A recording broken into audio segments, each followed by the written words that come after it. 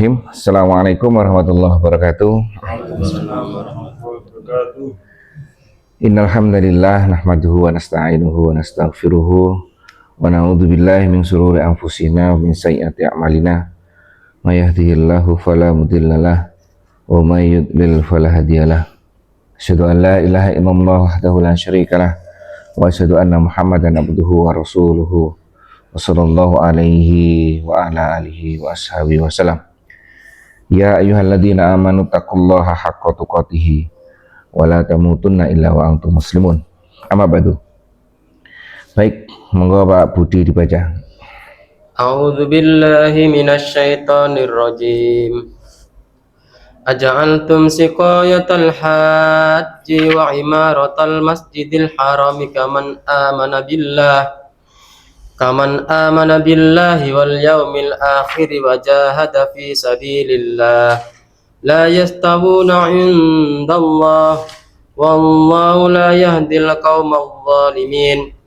Alladzina amanu wa hajaru wa jahadu fi sabilillahi bi amwalihim wa anfusihim a'zamu darajatan 'indallah wa ulaika humul faizun. Yabashshiruhum rabbuhum bi rahmatin minhu wa ridwanin wa jannatin lahum fiha na'imun muqim khalidina fiha abada innallaha indahu ajrun azim. Ya ayyuhalladzina amanu la tattakhidhu aba'akum wa ikhwanakum awliya'a in istahabbul kufra 'alal iman wa man yatawallahum minkum fa ulaika humudz zalimun. Qul in kana aba'ukum wa abna'ukum wa ikhwanukum wa azwajukum wa ashiratukum wa amwalun iktaraftumuha wa tijaratun takhshawna kasadaha wa masakinu tardawnaha ahabba ilaikum minallahi wa rasulihi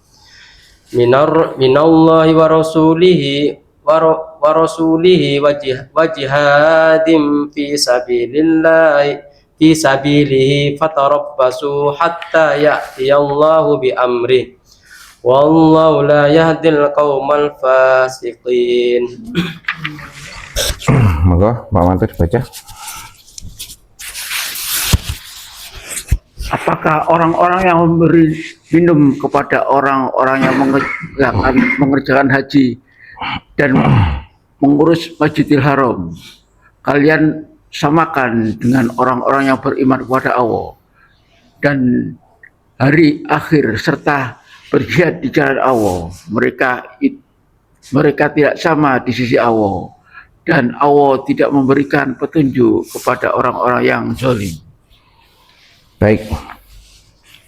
Ayat ini berbicara tentang bantahan bagi orang-orang yang pada saat itu menganggap bahwa mengurus Masjidil Haram ini lebih utama daripada yang lainnya. Mengurusnya seperti apa? Memberi minum orang haji, memberikan makan, sutrah, menutup sutrah di situ kan, ya kan, menutup Ka'bah itu lebih utama daripada yang lainnya. Ini bantahan Daripada ya? ibadah. Nah, daripada ibadah. Itu konteksnya seperti itu ya. Mungkin itulah waspada terhadap anggapan-anggapan yang kita anggap benar. Ternyata kalau dikoreksi salah. Ya seperti ini kan. Coba kita baca lagi. Apakah orang-orang yang memberi minuman kepada orang-orang yang mengerjakan haji dan mengurus Masjidil Haram, kamu samakan dengan orang-orang yang beriman kepada Allah dan hari kemudian? Apakah perbuatannya salah mengurusi Masjidil Haram? Kan enggak juga. Permasalahannya kan di kita ini. di personnya kita, di individunya kita. Kita membuat aturan secara tidak sadar, kita membuat aturan baru dengan menganggap ini lebih daripada yang itu. Nah ini yang menjadi masalah di kita. Seperti misalkan ada kegiatan-kegiatan tertentu yang dimana tanpa kita mengkoreksinya, oh ternyata ini kegiatan lebih ini harus dilaksanakan. Harus seperti ini, kalau tidak dilaksanakan rasanya keimanannya itu rusak. Tanpa menggali lagi, tanpa mengkoreksi lagi, apakah kegiatan itu sesuai atau tidak dengan aturan Islam. Ini yang penting, ya kan? Apakah kegiatan-kegiatan itu jelek, tidak jelek? Ini seperti ini buktinya. Hanya saja anggapan kita ini yang jadi masalah. Ya kan? Dan anggapan itu yang berdampak luas pada sekitar kita, sehingga menganggap orang lain lebih rendah, orang lain salah, ya kan?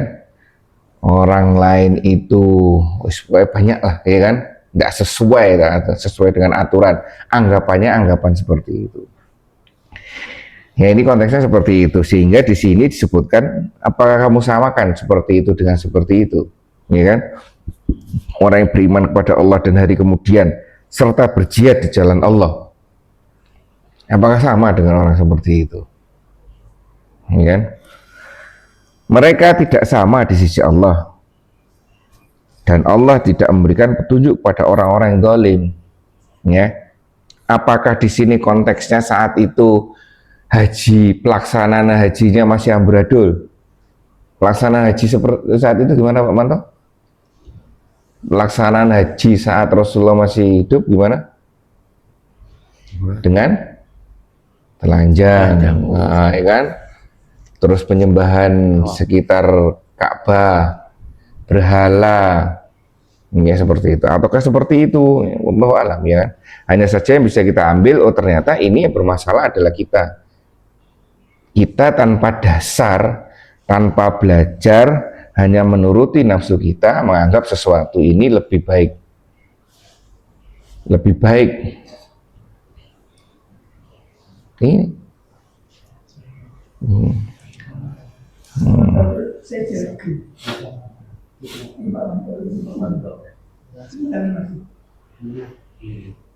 Seperti itu ya.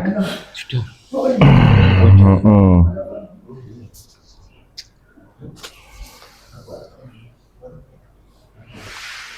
Baik, kemudian dijelaskan di sini mereka tidak sama di sisi Allah.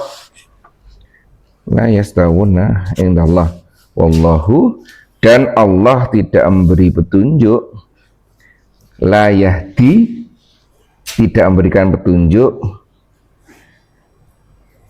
kepada orang-orang yang zalim. Nah ini ya, zalim terhadap siapa ini ya? Terhadap dirinya sendiri dan kepada orang lain.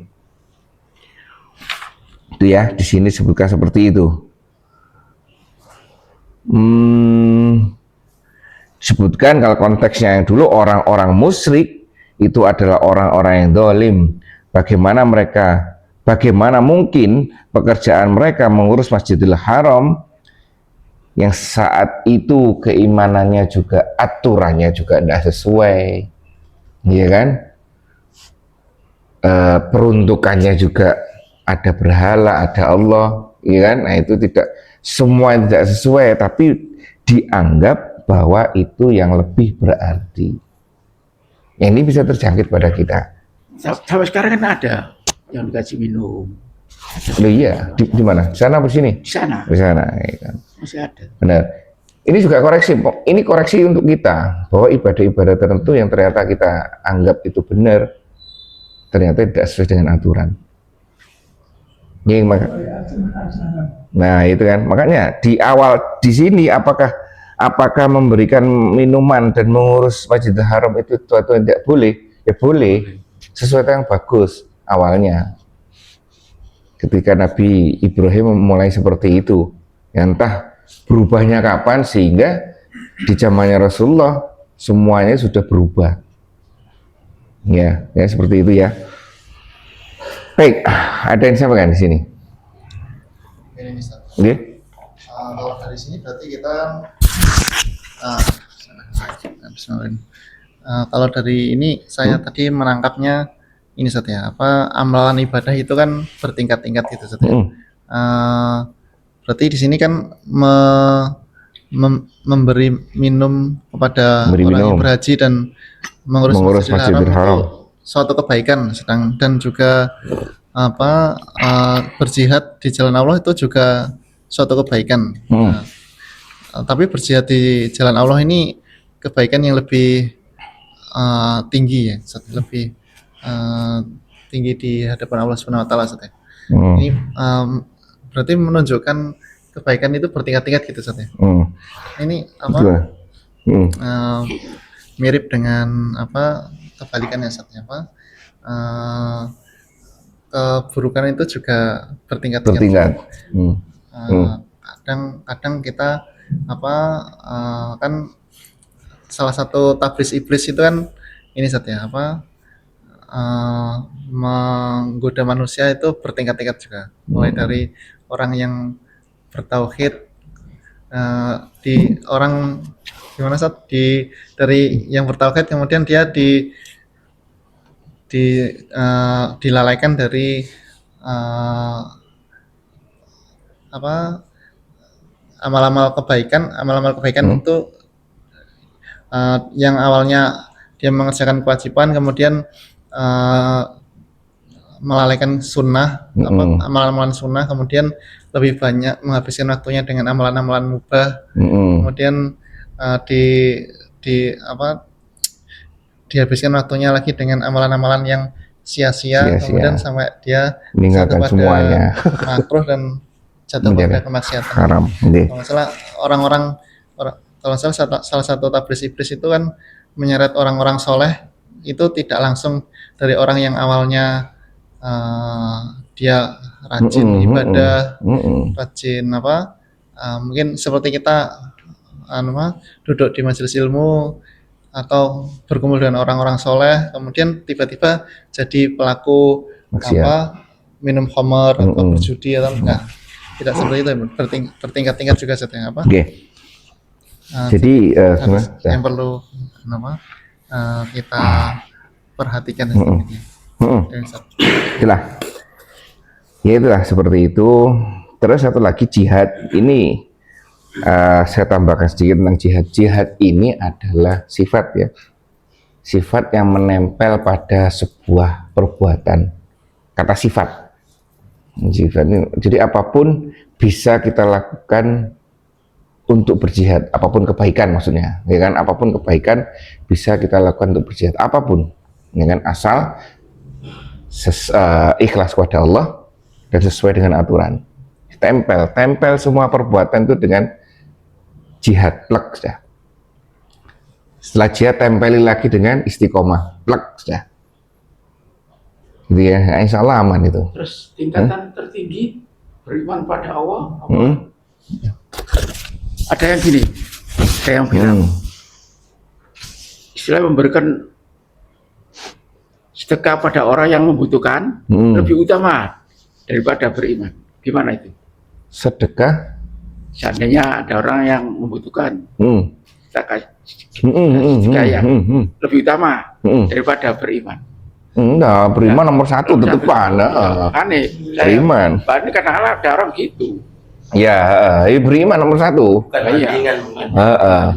Iya kan. Terus ayat ini diturunkan untuk membantah anggapan bahwa memberi minum para haji dan mengurus Masjidil Haram lebih utama daripada beriman kepada Allah. Nah iya, benar kan? Jadi di situ kan sekelompok orang saat itu beranggapan seperti itu. Dasarnya apa? Kok kamu beranggapan seperti ini? Ya dasarnya dia bikin aturan sendiri. Padahal Allah tidak pernah mengajarkan seperti itu. Allah mengajarkan ini baik, ya kan? Tapi di kasus ini jangan bikin aturan sendiri. Semuanya baik, sedekah baik, beriman baik, ya kan? Apakah ada teorinya sedekah lebih baik daripada iman? Nah, itu kan kembali ke situ, ada enggak? Oh, enggak ada, ya sudah. Berarti selama ini kita tahu keimanan lebih tinggi, yang harus diutamakan adalah pondasi dari aktivitas kita, yaitu harus diutamakan. Ini kan ujungnya akhirnya membuat aturan sendiri, ya kan? Nah, sedangkan kita tahu pada saat itu aturan pelaksanaan haji udah salah semua. Keimanan buat bandingan aja sudah. Nah, sekarang misalkan, kenapa kok kamu menganggap memberikan minum, makan dan minum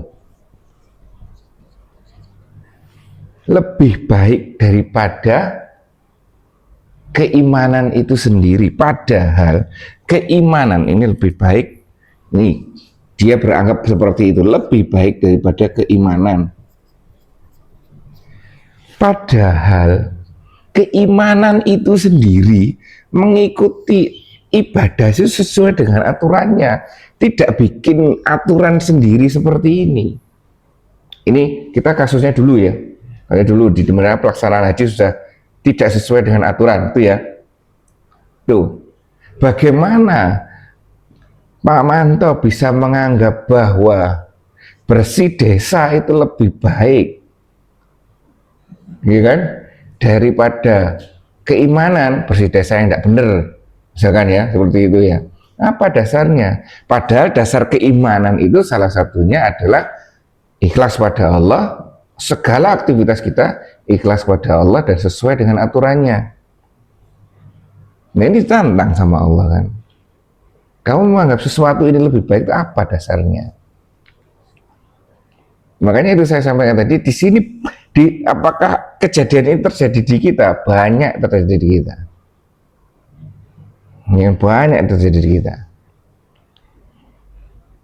Jadi kita sendiri yang kadang-kadang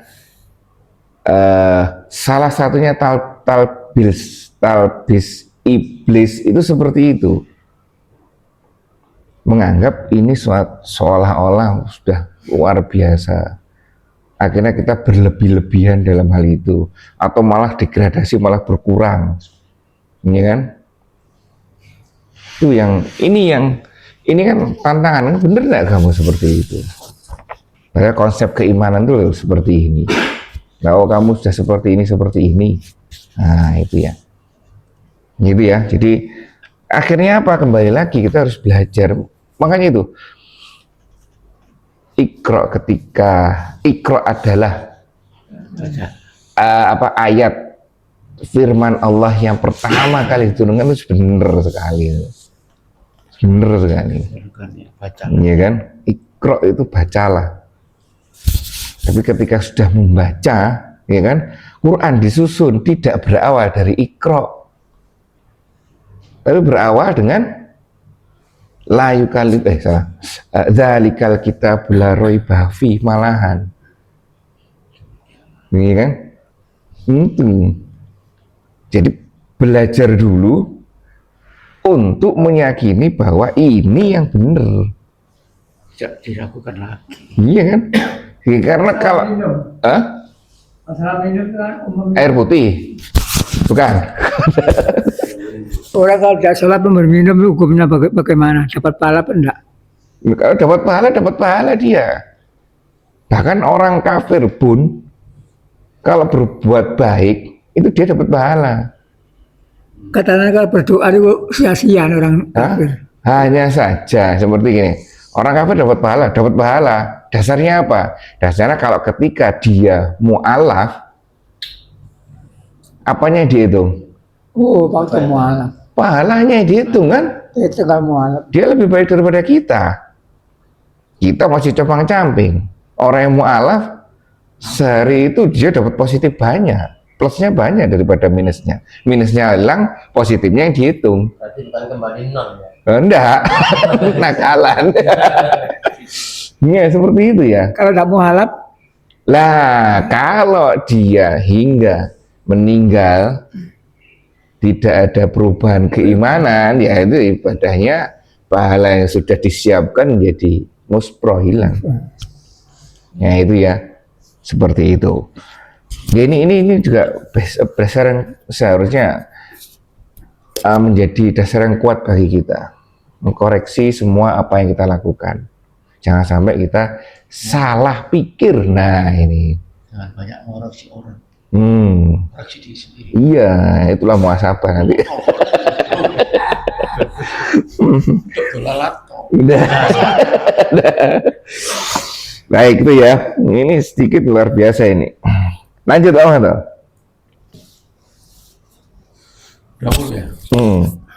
Orang-orang yang beriman, berhijrah, serta berjihad di jalan Allah dengan harta benda dan diri mereka adalah lebih tinggi derajatnya di sisi Allah, dan mereka itulah orang-orang yang mendapatkan kemenangan.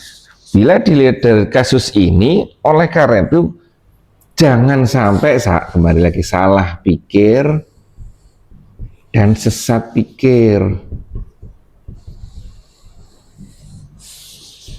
Sehingga kemudian Allah menyatakan di sini, jangan sampai terjadi seperti ini. Jangan sampai kasus ini itu terjadi di kita. Sehingga Allah di ayat berikutnya menegaskan orang-orang yang beriman, berhijrah, serta berjihad, kan ditempel juga ini, serta berjihad di jalan Allah dengan, nah ini ya, dijalan dengan harta mereka dan jiwa mereka ya, jiwa dan harta mereka. Ini yang lebih utama. Ini adalah aturannya dari Allah. Ini yang lebih utama, ya kan? Di sisi Allah, dan itulah orang-orang yang mendapat kemenangan.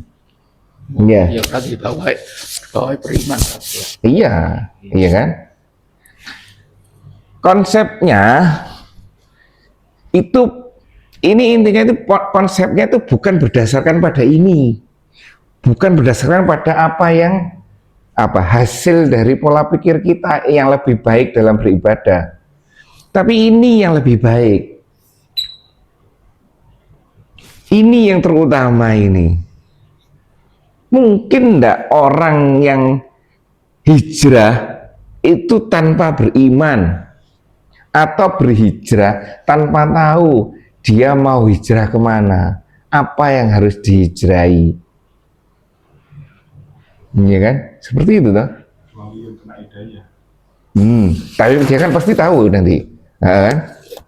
Dia akan berhijrah dari apa ke apa gitu. Itu berjenjang, ini berjenjang. Keimanan ujung-ujungnya harus belajar lagi. Iya. Bagaimana kemarin sudah disampaikan di ayat sebelumnya. Keimanan itu dibuktikan, tidak hanya lisan saja. Ini kan, dengan perilakunya kita, dengan ibadah sosial kita. Terlihat di situ. Ngomong orang-orang, Masya Allah ini pelajaran buat kita. Ngomong bahwa saya baik. Tapi ternyata lisannya kepada orang-orang lainnya telah merusak. Ya seperti itu. Kan ya tidak benar juga, ya kan? Nah ini belajar. Akhirnya dengan keimanan ini, belajar ini tidak muncul seperti ini, sesuai dengan aturannya. Lah sesuai dengan aturannya itu kemudian kita ada perubahan. Belajar untuk muhasabah, untuk refleksi, untuk introspeksi, dan terakhirnya untuk berstrategi. Hijrah itu gelundung seperti itu aja, enggak. Pikirkan bagaimana cara kita berhijrah, sehingga penyakit-penyakit hijrah ini ya, yang ini bahasa kita masukkan segala bahasa di sini ya, mitigasi resiko. Mitigasi resiko itu kita belajar kira-kira risiko yang ke depan itu apa. kita tergoda apa ini misalkan. Saya ini sering tergoda dengan TV, sehingga waktu saya banyak terbuang hanya di depan TV, ya kan? Kalau saya tahu ternyata perbuatan yang sia-sia, menurut saya adalah duduk di depan TV, menonton TV, ada baik ada buruk, tapi ternyata banyak yang tidak bermanfaatnya. Akhirnya saya hijrah, saya meninggalkan TV, saya menghilangkan semua TV di rumah. Nah itu ya, mitigasi resikonya. Saya meninggalkan TV, dah. Mitigasi resiko apa? Saya takut kembali dengan menonton TV. Terus gimana strategi kita? Yaudah, hilangkan TV dari rumah kita. Misalkan seperti itu. Ini salah satu contoh kecil ya yang bisa kita lakukan. Ya, ini hijrah sudah meninggalkan perbuatan, judulnya meninggalkan perbuatan yang sia-sia. Nah, salah satunya TV. Dah, kemudian ditempeli dengan jihad. Segala individu dan segala apa yang kita punyai di dalam diri kita dan apa yang kita punyai yang didapatkan dari luar diri kita, ya kan, diperuntukkan untuk, misalkan judulnya meninggalkan TV. Ini berstrategi, ya kan, berstrategi. Dulu itu waktu Nggih. sadar, Nggih. senang tinju, Nggih. amat Oh, tinju. sama netizen. Kalau sadar nggak pakai TV sekarang, nggak punya TV. Saya hapus TV saya. Sudah sadar. Dulu tinju. Ngelah speaker berarti. Iya. Ya. Kalau pakai tangan kiri itu. Nonton di YouTube. Iya dulu. Jatuh nawar di sembarang sama anu. Lo kemarin nonton Ijalailannya di mana? Itu lupa itu. Lo enggak di mana, di YouTube atau di radio? Anu nggak di YouTube. Loh. Kan sering kosong, kan kejangan. Pak, kok jalan kok enak. Akhirnya terus jalan, nanti jalan. Loh, ini kan muncul lagi di sini dengan perkembangan zaman kita sudah berhasil meninggalkan TV, Ya. muncul HP. Ini kemarin kok benar-benar pada nggak pernah kok. Iya. Balik pengajian. Dari Mike Tyson ke Ida Laila. Iya kan, nah seperti itu ya. Istighfar saja. Inilah, jadi kita harus berusaha. Ini juga jihad tuh, jiwa dan raga, semua daya upaya yang kita punya dari Allah. Apa nih? Kesehatan, kemampuan berpikir, ya kan? Kesehatan, potensi baik, fa'alhama fujura wa taqwaha, potensi takwa kita gunakan semuanya untuk jihad. Sekecil apapun, dasarnya ada hadisnya, ya kan? Seperti itu, ada dasarnya. Sekecil apapun, jangan melihat bahwa itu remeh seperti ini. Jangan, Allah ini remeh, tinggal Allah ini remeh. Enggak, ya kan? Itu kan angan-angan kosong kita, membedakan sesuatu yang tidak sesuai dengan ilmunya. Perlakuan semuanya itu sebagai ibadah. Perlakuan semuanya itu bahwa yakinlah bahwa semua aktivitas kita itu pasti nanti dipertanggungjawabkan. Nggak ada yang sepele, nggak ada yang remeh, nggak, semuanya itu. Karena nanti konsep bersyukurnya nanti, kalau kita bersyukur yang kecil akan diberikan kenikmatan yang besar. Ini seperti itu. Ya ini ya, seperti ini ya. Ini konsep-konsep seperti ini, ya kan? Bisa dalam usaha, bisa dalam sebuah aktivitas bisnis kita, bisa seperti ini. Contohnya apa misalkan? Contohnya belajar. Ini yang belum saya ajarkan ya, terkait dengan bisnis yang syar'i itu seperti apa. Karena di sana kan masih riba masuk, bunga bank masuk seperti itu ya. Ini konsep ini apakah bisa digunakan untuk usaha kita, bisnis kita? Bisa. Konsep keimanan kita gimana? Bisnis yang Islam, bisnis yang sesuai dengan aturan itu seperti apa? Muhasabah kembali, oh ternyata bisnis kita selama ini yang beradul, kita bersihkan, ayo kita bersihkan, ya kan, seperti itu. Ya, kalau Pak Marti sudah tidak ada bisnisnya ya, Nggak ada. udah santai ya. Santai, Nah, iya. hasil. Baik, seperti itu. Misalkan Handika sekarang kan lagi bisnis terang bulan, iya kan? Bagaimana bisnis yang sehat? Oh, cari bahan makanannya yang ada label halalnya misalkan. Ya kan, sekarang juga kita sekecil itu juga harus berusaha berjihad. Sekarang udah nggak lanjut. Udah lanjut, saya malah tadi kepikiran gitu. Ya. Masalah halal dan thayyib. Jadi saya memikirkan thayyibnya. Saya memikirkan thayyibnya. Kenapa? Ya artinya bukankah tidak baik kita menjual sesuatu yang bukan sekedar halal, cuman thayyib itu. Jadi saya mikir nanti apakah nanti di akhirat itu saya ada pertanggungjawaban atau enggak kalau menjual sesuatu yang nilai thayyibnya itu sedikit. Lu kan bagus, martabak apa terang bulan. Iya, artinya lebih bagus mana kalau jual sayur sop misalnya. Ya, itulah bagian dari ini ya, bagian dari ininya beliau kan.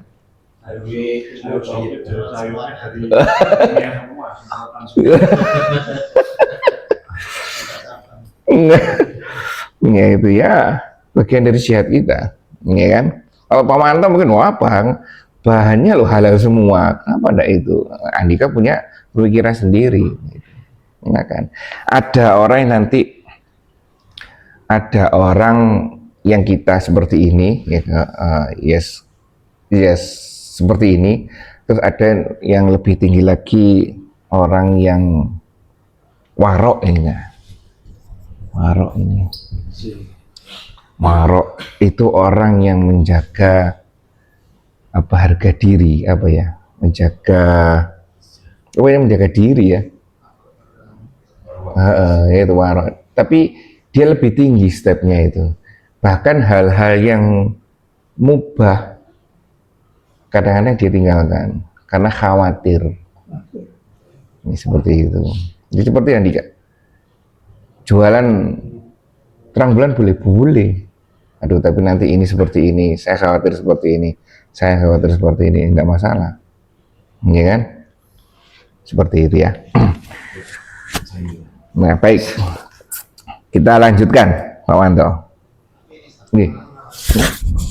Saya nggak tahu ya ini mungkin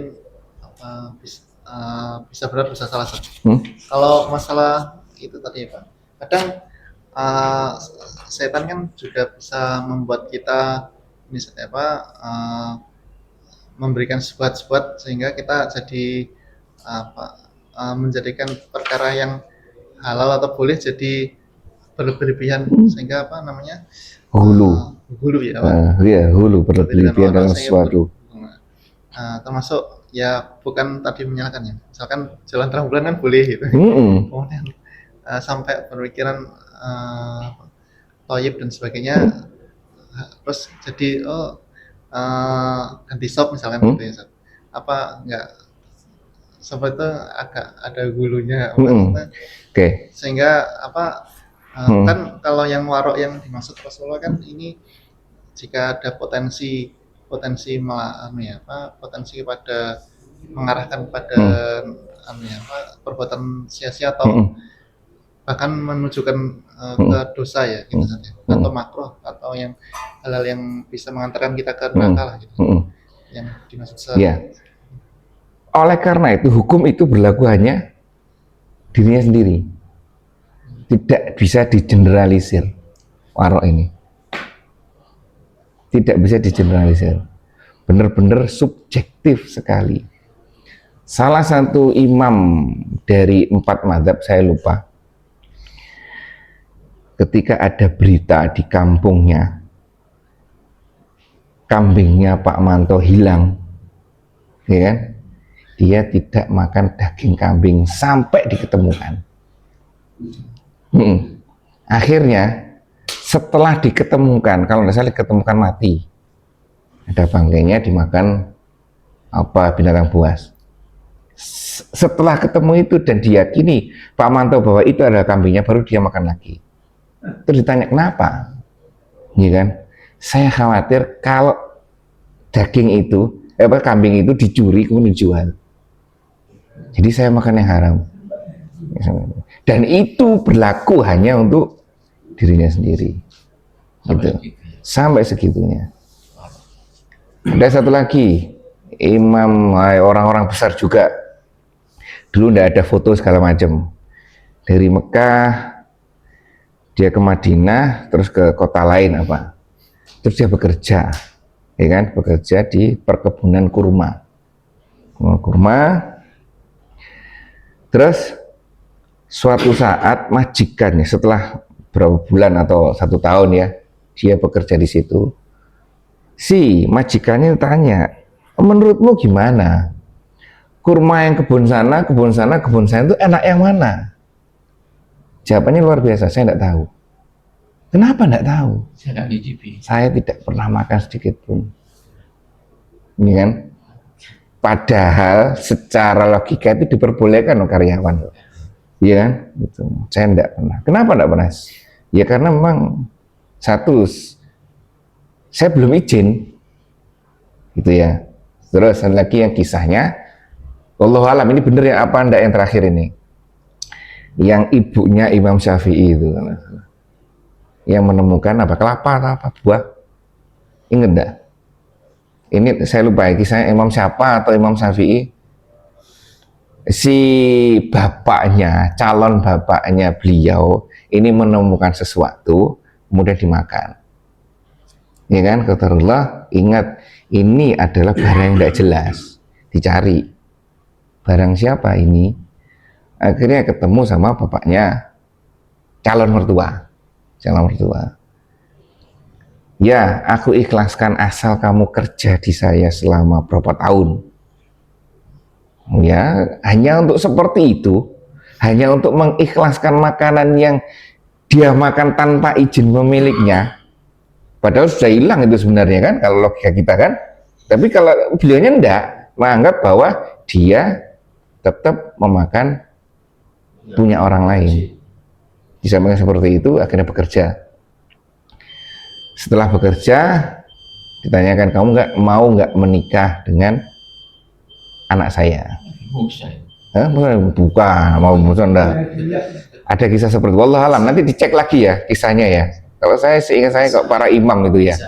Nah, terus calon mertua ini bilang, calon istrimu buta, buta, bisu sama tuli, sama nggak bisa jalan lumpuh. Tapi begitu malam pertama dibuka kok cantik, lengkap, tidak diapa-apakan. Artinya buta pun. Lah, ya itu makanya itu ditutup ternyata kok lengkap, ya kan? Si ini terus tidak disentuh, kemudian dia protes ke calon mertuanya. Loh, kamu berbohong dengan saya. Yang Anda berikan adalah orang yang lengkap, tidak sesuai dengan apa yang kamu sampaikan. Baru diterangkan sama orang tuanya, bisu ini dia ngomong sesuatu yang hanya perlu saja, buta dia tidak pernah melihat sesuatu yang jelek, seperti itu.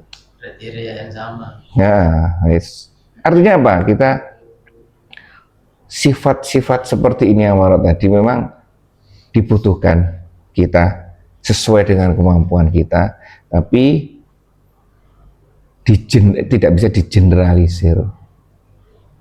Saya sama Pak Manto misalkan ya, melihat ada restoran yang ada tulisan halalnya, gitu kan ya, dengan halalnya, yang jualan sama-sama orang yang pakai jilbab, gitu kan ya. Tapi misalkan saya tidak mau Pak Manto, kenapa? walaupun berjilbab tapi bukan MUI, halal MUI misalnya. Pak Manto tidak apa-apa kan ada halalnya. Ini seperti ini. Toh yang jual juga orang Islam. Bisa seperti itu. Tapi tidak bisa digeneralisir. Masalah ini juga puasa Ramadan. Mau ikut mana? Bebas, mau nggak terserah. Ya mau ikut sana, mau ikut sini, ya kan? Terserah. Kalau kita ditanyakan detail, kita juga tidak tahu. Hanya saja dengan keterbatasan ilmu kita menyandarkan pada pemerintah. Daripada ruwet, kita ikut pemerintah, ya kan? Tapi ternyata Pak Manto paham, punya alat teleskop segala macam di rumah, ya kan? Ini belum waktunya sholat Id. Nah ya sudah, hukum itu berlaku untuk Pak Manto saja. Nah, itu seperti itu. Ya. Jadi seperti itu kalau saya memahami terkait dengan hukum-hukum yang memang terkait dengan warok ini. Sangat subjektif sekali. Ya kan? Baik, kita lanjutkan ya. Lanjut Pak Manto.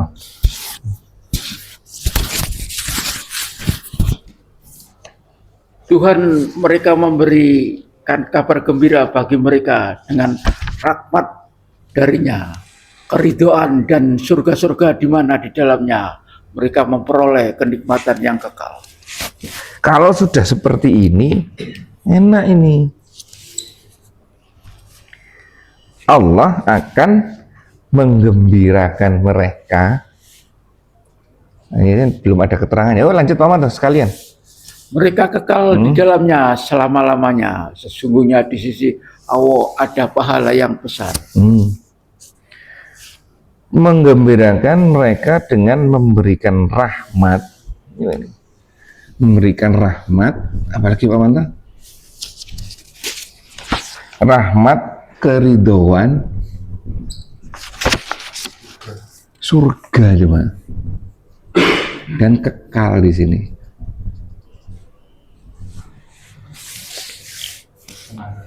Mana kesenangan sih? Bro, oh kesenangan. Jangan bingung kalau ada pertanyaan bagaimana cara Allah ridho kepada kita. Bagaimana Pak Manto? Ya ini ada konsepnya sudah. Ini selesai sudah. Allah nanti salah satunya akan ridho kepada kita. Ini kan? Bagaimana caranya agar rahmat itu bisa turun pada setiap aktivitas sholat kita misalkan.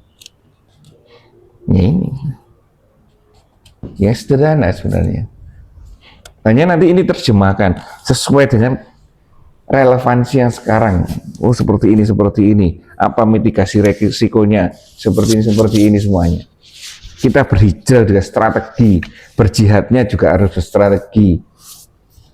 Jangan sampai jihadnya meninggalkan TV, tapi main-mainnya ke hartono elektronik. Nah, kan cocok kan? Ini apa Manto ya? Ya seperti itu. Ini dah. Allah akan menurunkan ini, kan? Ikuti ini saja. 3 itu ya. 1, 2, 3. Masuk surga. Iya, kekal di dalamnya, ya kan? Iman. Ini sifat. Ini tidak perlu dicari, ini sifat. Ya kan, yang menempel nanti di setiap aktivitas kita. Ini yang harus dicari. Nanti ditambah istiqomah. Jihad kan start engine, jreng gitu kan? Ya. Jreng jihad. Untuk menstarter kita itu butuh segala macam kan? Butuh bensin ini oli segala jreng start. Baru tempeli dengan istiqomah. Ya, nah, masalahnya untuk start ini juga harus tahu kita butuh bensin, kita butuh oli, kita butuh startnya itu seperti apa, ya kan? Ini Manto ya, ya kan? Oh, seperti sekarang, start mobil tidak ada kuncinya. Gimana caranya start mobil ini? Oh ternyata cuma tempel, coba dipencet aja, seperti itu ya. Nah ini rahmat Allah, ridha Allah, surganya Allah dan kesenangan nanti akan diberikan kepada kita. Ya, enak sederhana Pak Manto ya. Enak, iya enak.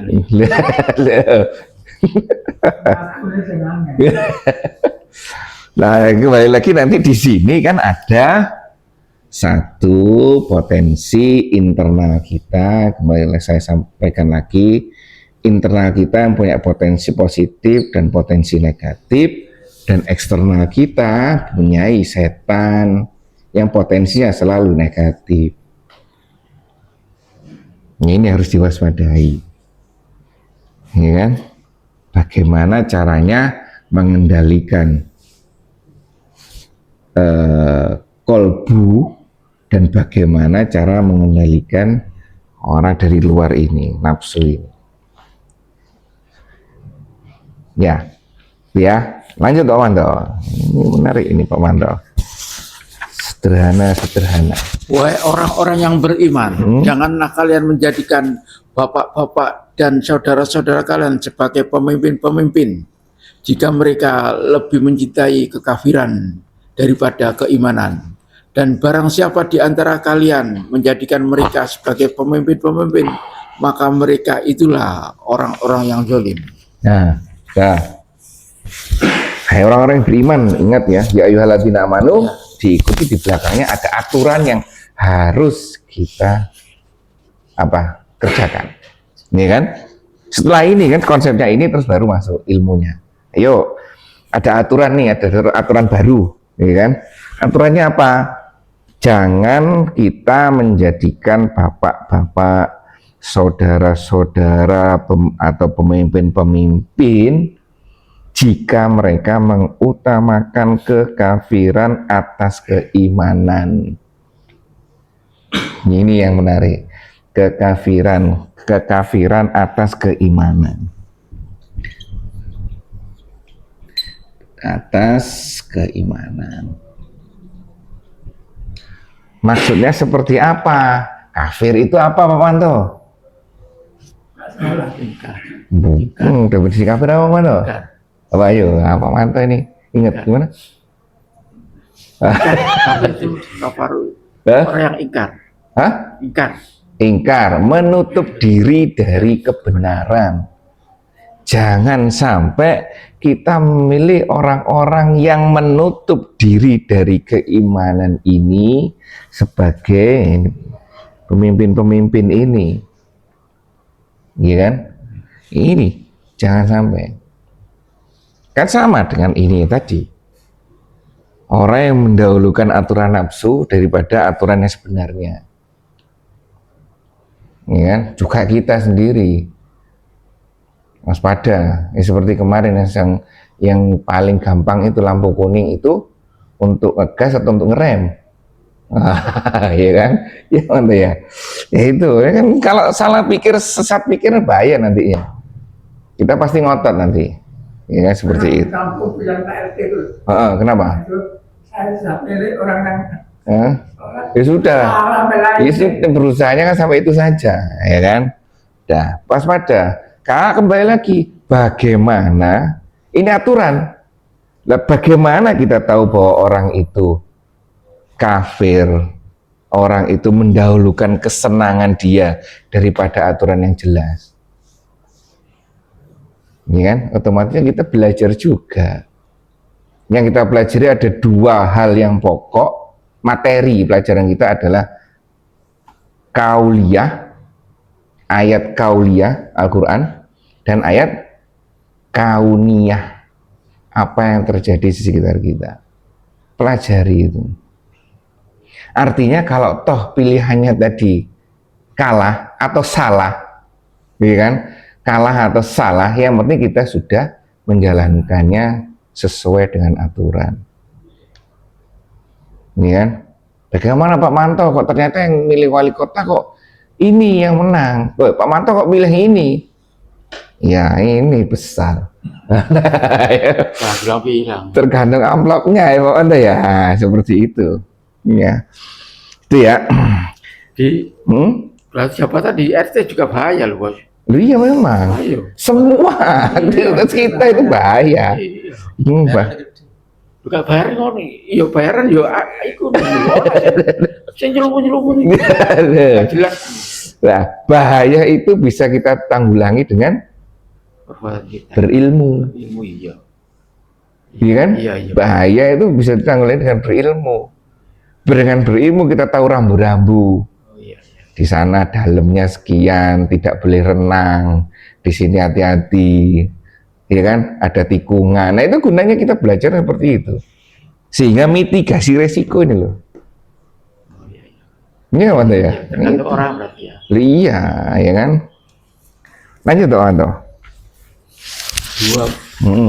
24. Terus, Katakanlah jika bapak-bapak, anak-anak, saudara-saudara, istri-istri dan sanak keluarga kalian serta harta kekayaan yang kalian usahakan, perniagaan yang kalian khawatirkan kerugiannya, dan rumah-rumah tempat tinggal yang kalian sukai adalah lebih kalian cintai daripada Allah dan Rasulnya, serta dari berjihad di jalannya, maka tunggulah sampai Allah mendatangkan keputusannya, dan Allah tidak memberi petunjuk kepada orang-orang yang fasik. lengkap ini Allah memberikan kita ya. Di ayat 23 itu perintahnya, ya kan, aturannya. Terus diikuti dengan materi dakwahnya kepada orang-orang yang ini tadi mendahulukan kekafiran daripada keimanan. Gitu. Apa dakwahnya? Dakwahnya yaitu orang-orang yang ini, ya kan? Apakah ini terakhirnya? Apakah sesuatu yang kamu usahakan tuh lebih kamu cintai daripada Allah dan Rasulnya? Ya kan? Entah saudara, entah apa yang kita cintai, entah keluarga, entah apa, jabatan, uang, segala macam. Apakah itu yang kamu cintai? Kita dakwah, ya kan? Dakwah itu juga pada diri sendiri, ya kan? Kenapa kok sampai kita menutup diri dari kebenaran, ya kan? Dan dari berjihad. Apakah semua itu lebih kamu cintai daripada Allah dan Rasulnya? Dan dari berjihad di jalannya, tidak berusaha, maka, nah ini ancamannya, maka tunggulah Allah akan mendatangkan keputusannya. Ini yang tidak enak, ya kan? Dan Allah tidak memberi petunjuk kepada orang-orang yang fasik. Yang tidak enak itu prosesnya seperti ini loh, mendatangkan keputusan yang tidak enak, ya kan? Ya kalau tiba-tiba ada hidayah terus enak, kita sadar gitu ya. Yang lainnya kan kadang-kadang apa ya, menurut kita aduh beratnya kok seperti ini, ya kan? Cobaan, ujian segala macam, itu kan berusaha menyadarkan kita Allah sudah memberikan ini, tidak sadar, digoyang-goyang sini. Pertama dikasih ini, terus dikasih ilham, tidak sadar juga, digoyang-goyang, tidak sadar juga, kurang goyangannya kurang sip ini, kuasa akhirnya. Nah itu, ini proses ini loh tidak enak, ya kan? Sampai kita sadar gitu loh. Ya mana ya? Ya itu seperti yang saya sampaikan kemarin, saya dulu ini waktu di Gempa Palu itu. Ya seperti ini Pak Dokter. Berapa ya? 9 ya waktu itu ya. Gempa Palu itu berapa? Tinggi pokoknya 9 skala Richter loh. Pokoknya tinggi itu kan gempa Palu. Kalau misalkan ini orang-orang tetap seperti ini, kasih 12 skala Richter, habis semuanya ya. Seperti itu Pak Manto ya. Yes. Ya itulah. Jadi ini dakwahnya. Dan dakwah ini terutama pada kita juga ya, diri kita masing-masing. Apa yang kita cari, apa yang kita usahakan, itu melalaikan diri. Melalaikan diri, menutup semuanya itu dari kebenaran. Kan harusnya tidak seperti itu. Ini kan, sehingga nanti Allah mendatangkan keputusannya ini. Ya, mati ya. Seperti itu ya. Baik, ini eh, kajian yang luar biasa, ya kan? Memang kejadiannya sudah 1400 tahun yang lalu, tapi ya inilah kita melihat, merasakan ini loh mukjizat. Aturan ini relevan sampai sekarang, ya kan? Kalau kita tahu mukjizatnya apa, Al-Quran ini, kita bisa jawab, kita bisa meyakini, oh ini iya bener Al-Quran ini mukjizat. Nah itu sehingga kita seperti itu, iya bener Al-Quran itu mukjizat. Kalau dulu kan mukjizatnya terlihat kan, laut terbelah, bulan terbelah, orang mati bisa hidup lagi. Kalau sekarang kan ini kita gali, ini bener, iya bener sekarang seperti ini. Baik, sampai di sini kembali kepada awal tadi, waspada ini yang bisa ternyata ending-endingnya jangan sampai kita menutup diri dari kebenaran, karena potensi-potensi ini bahaya ya, seperti itu. Baik, ada pertanyaan. Nah, Pak Manto ini luar biasa Pak Manto. Dia monggo, Pak Manto. Nah, bahkan tadi yang disampaikan Andika. Tambahan. Kalau makanan minuman itu adalah obatmu. Memang benar yang dipikir sama Andika. Kalau kita tiap hari ketemunya makan gula, jualan gula, kan lama-lama ya berpikir gula buat orang-orang kan nggak baik juga.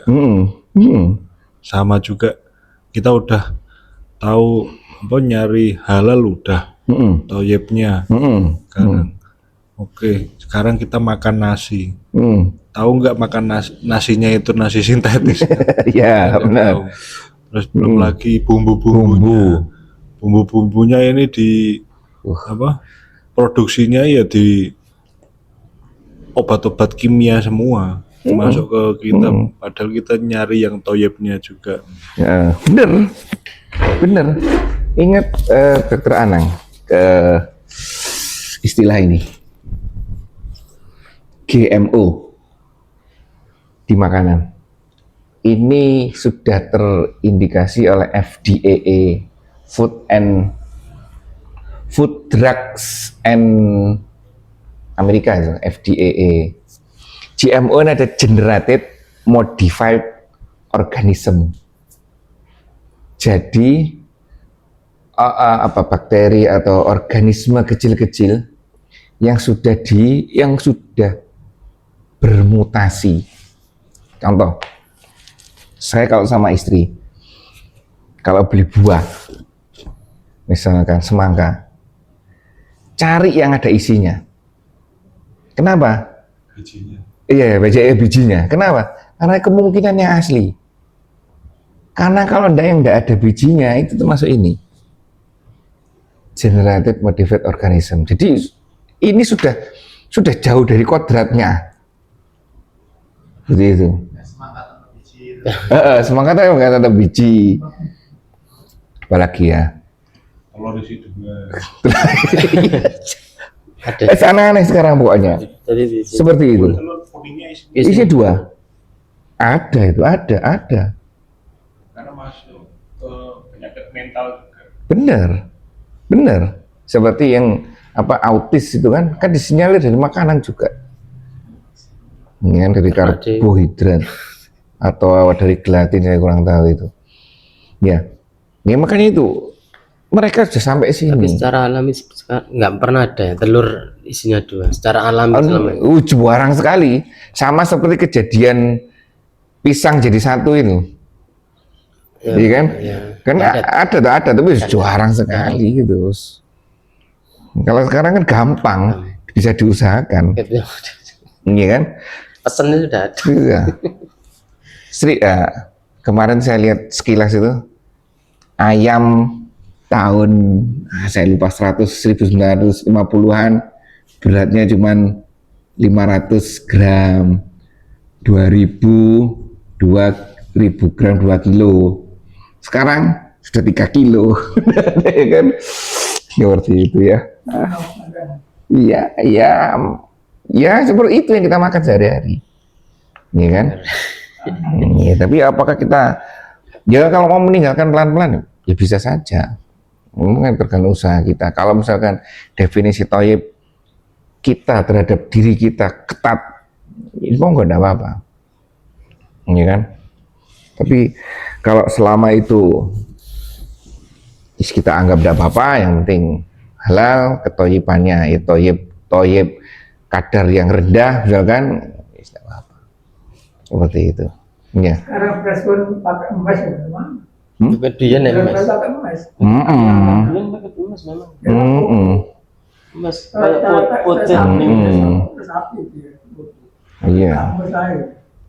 Itu ya. Emas kan mulai tahun 80 soalnya jenenge. Ada. Sejak dari dulu itu ada. Hanya saja di awal kan dari kotoran Ya, sapi, ya kan. Sekarang udah berubah.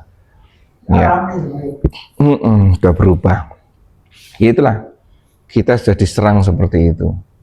GMO, Genetic Modified Organism. Ya, semua yang kita makan ya